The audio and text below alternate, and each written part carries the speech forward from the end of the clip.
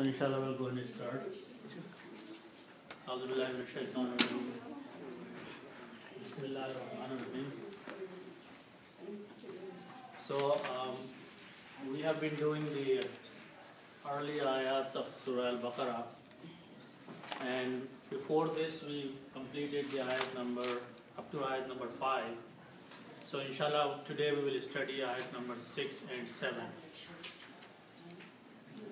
Up to the ayat number 5 in Surah Al-Baqarah, the description is about those who believed in Allah subhanahu wa ta'ala and the hereafter and other things.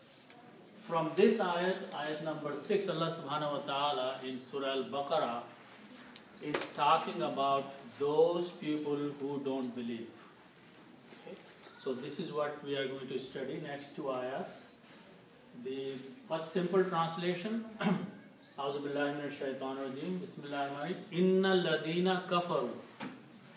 Allah subhanahu wa ta'ala says that indeed those people who disbelieved, Sawa'un alayhim, it is same for them. It is equal for them.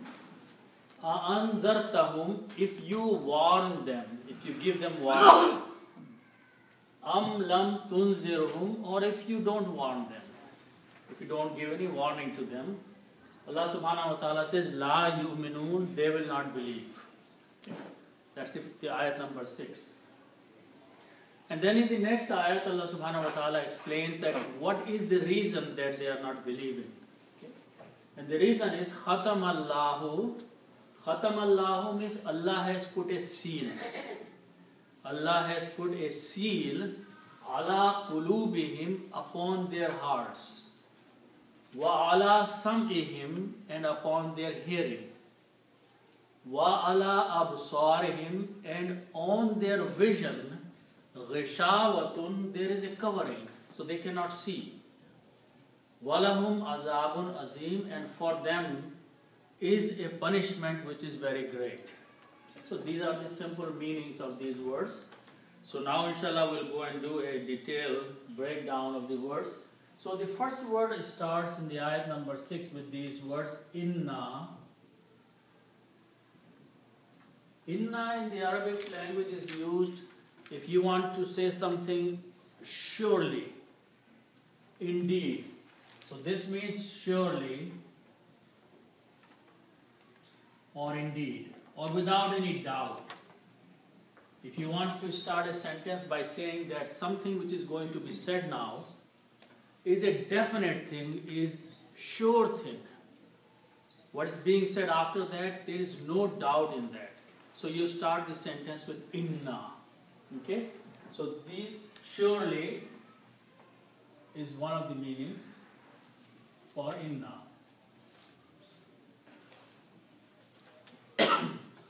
After that, Allah subhanahu wa ta'ala is talking about some people. Okay? So the word here, lam, dal and ya, lazi means he or it. Okay? Lazi means you're talking about some person, he or it. Okay? Its plural is lazina. Lazina means those. Plural is those. Okay. So the word is lazi means he, one person, and lazina is the plural, many people, those people, some people. Okay. And then if we put the word al before that, al means the. So now we are talking about some special those people. Okay, definite those people. So the word is now alladhina, and when you read with inna, so this word is alladhina.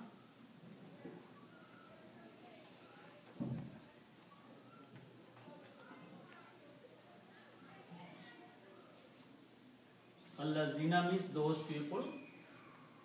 But when you read together with inna and alladina, then you do not pronounce this alif here. And because we do not pronounce, so we change this little sign here to a small sad sign, which is called Hamzatul Wasal, which means do not pronounce this alif, and combine these two and recite Inna Ladina.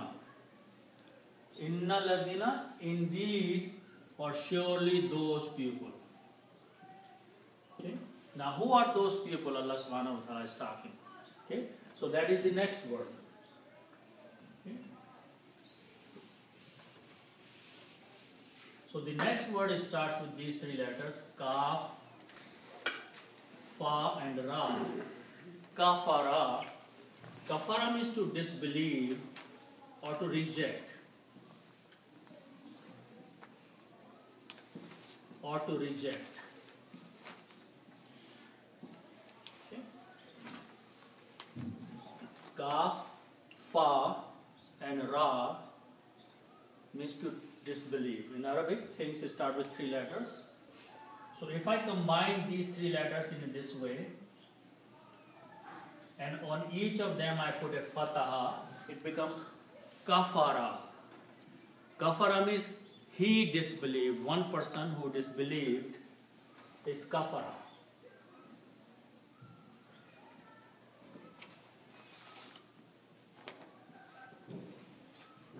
He disbelieved. Some person who disbelieved in the past tense, we say kafara, he disbelieved. Okay? If I add a vowel at the end of this word, kafa, ru, and put an alif with a circle. Alif with a circle means don't read the alif. So the word is kafaru, which is the plural now. Kafara, one person disbelieved. Kafaru is the plural, means many people disbelieved now. Okay? So this word is now kafaru. Kafaru. Okay. So now the meaning will be Inna ladina kafaru.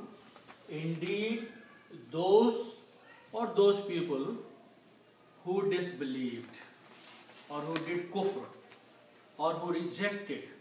Okay? So the meaning will be Inna ladina, indeed those or surely those, and we can say who disbelieved instead of they disbelieved to make a good sentence. Okay. The meaning is they disbelieved, but in a sentence you can say indeed those who disbelieved. Okay. So this is the meaning of first three words. Allah subhanahu wa ta'ala is talking about the disbelievers. Allah subhanahu wa ta'ala is mentioning about those who rejected the faith, the deen of Allah subhanahu wa ta'ala. Okay? So what happens to those people? The next word is sawa'un. So let's look at that word.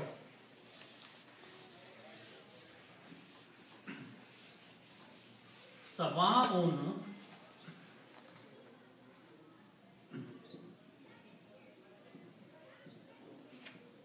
Sawa'un means same or equal. Sawa'un means same or equal. Okay? Also, one thing to notice is that in the tajweed, whenever there is a hamza, this hamza here, and if there is an alif, which is this one, before hamza, then we always recite this alif a long way and call long mad. So that's the rule whenever you see a hamza and there is an alif before that, that alif has to be recited with a mad, long. So this pronunciation will be sawa'un. Okay? Sawa'un means same or equal. Okay? So the meaning is that it is same for them. Those who believed or disbelieved, it is same. Now what is after that? After that are two words here, Allah and whom.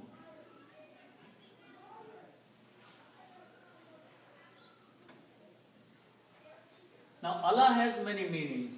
Allah means to, or upon, or for, depending how the sentence is created. Allah has these meanings. Okay? Whom means them.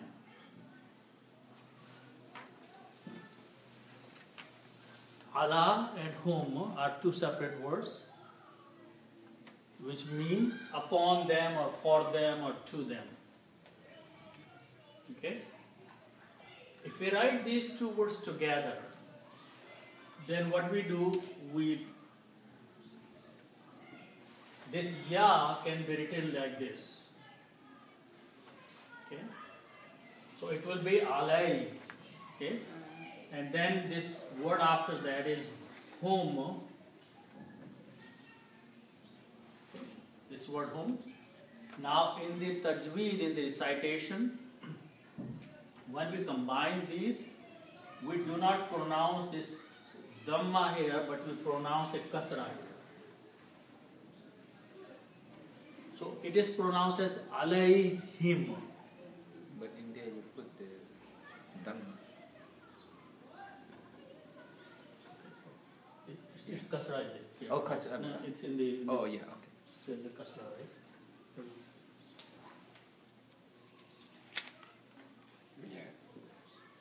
In there is kasra, right? Yeah. Yeah. So alayhim is the word, which is the combination of these two words. So alayhim means, here we can say same for them. Sawa'un alayhim, it is same for them. Okay?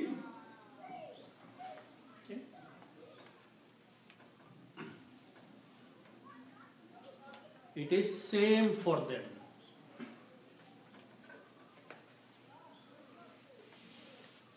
Okay, what is same for them? Allah subhanahu wa ta'ala says the word a'anzartahum. Okay, so let's look at the word. This word starts with these three letters, Noon, Zal and Ra. Nazara. Okay. These are three letters. Okay.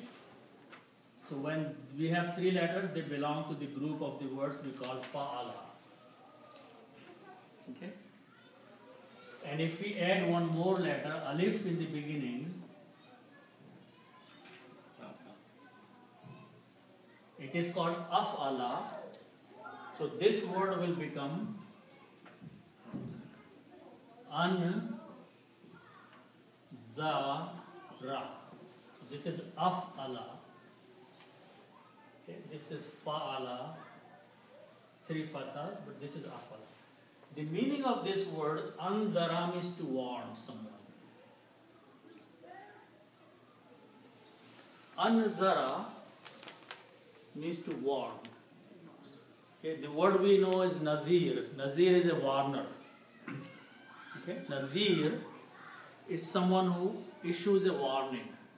So, but the root words are nazara and word is anzara. So anzara is written this way. Anzara. When you combine these, it is written anzara. Anzara means to warn someone, to issue a warning. Okay? Anzara. Now, if I put a ta at the end,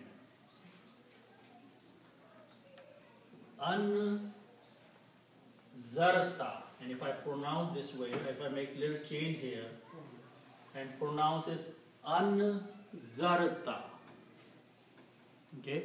Now, if we know remember the rule of the grammar, if we have these three letters, fa'ala, which means to do, Okay. And if we put a ta at the end, fa'al ta, fa'alta, fa'alta means you did.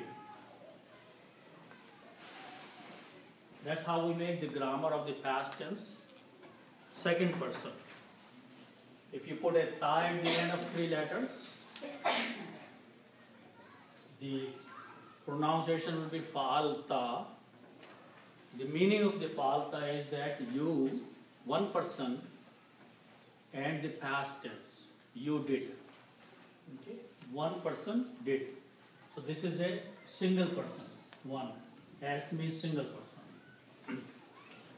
Fa'alta. Okay? That's what I did there. The word was anzara. I put a ta, so it becomes anzarta, just like fa'alta. So the meaning of this will be you warned.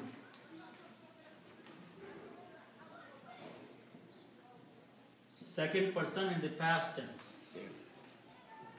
You warned. Okay? Or you gave a warning. In the past tense, you issued a warning. Anzarta. Okay? Now, if the whom means them.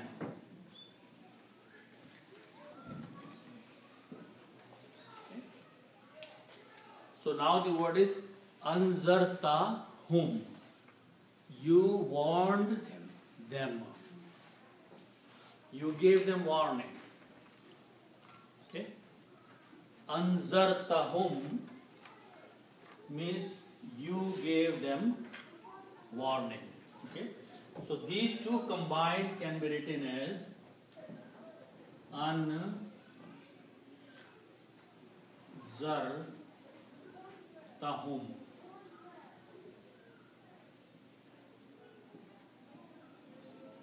Anzartahum.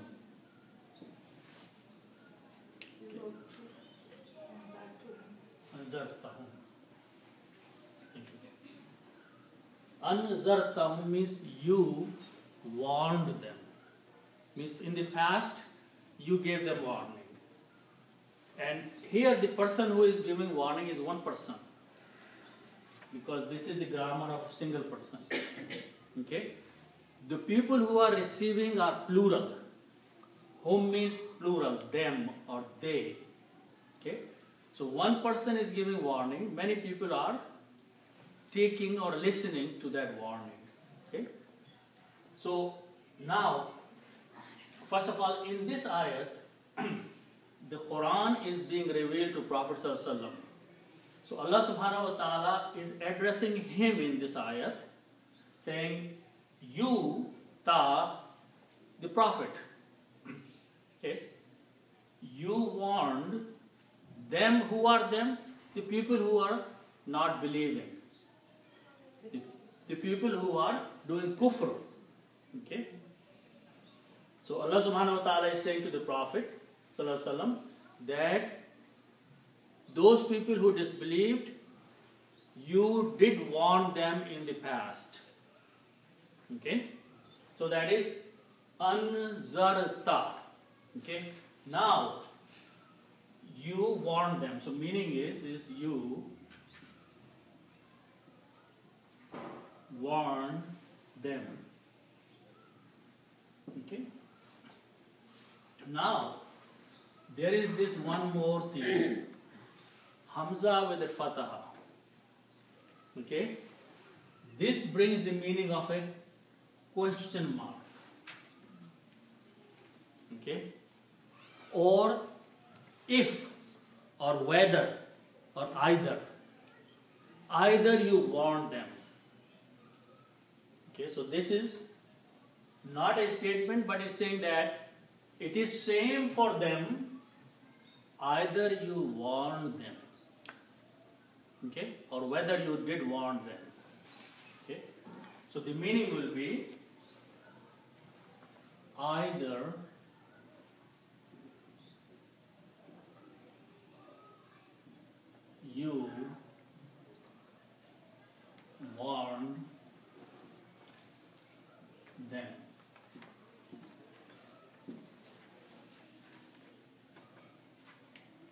Anzartahum now is one word. And this in the beginning means either or, whether or if. Okay? It's a conditional thing